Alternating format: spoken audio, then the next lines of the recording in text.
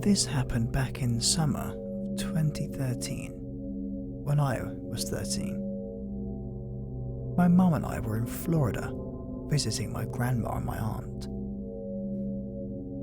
After spending the week or so at my grandma's place in Odessa, we drove north to St. Augustine to spend the next week at a hotel by the beach and visit with my aunt as well. On the second night there, we were driving to pick up my aunt, who was working the night shift at a Denny's. On the drive, there was a guy walking down the road with his back facing us with a backpack and everything. But it was dark and right by a stretch of woods, so my mum doesn't see him at first, and she nearly hits him. When she notices and swerves to avoid the vehicular manslaughter charges, I look out the window to see who this guy is. Nothing about the guy walking seemed out of the ordinary. But it's when I saw behind him, it still sticks with me.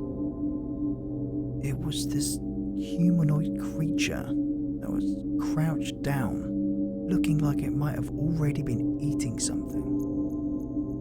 Keep in mind I was in a moving vehicle, so I couldn't get the best look at it. But it almost looked to have old ripped up clothes on, and a little bit of hair on its head. Like a human. But its eyes, they were huge. They glowed too, like when you see an animal's eyes looking at you at night.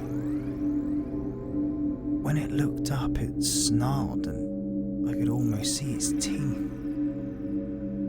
They looked sharp, like they could bite right through you with no effort. Its skin was almost white with a tint of green and looked skinny and long, knees up to its head when crouching.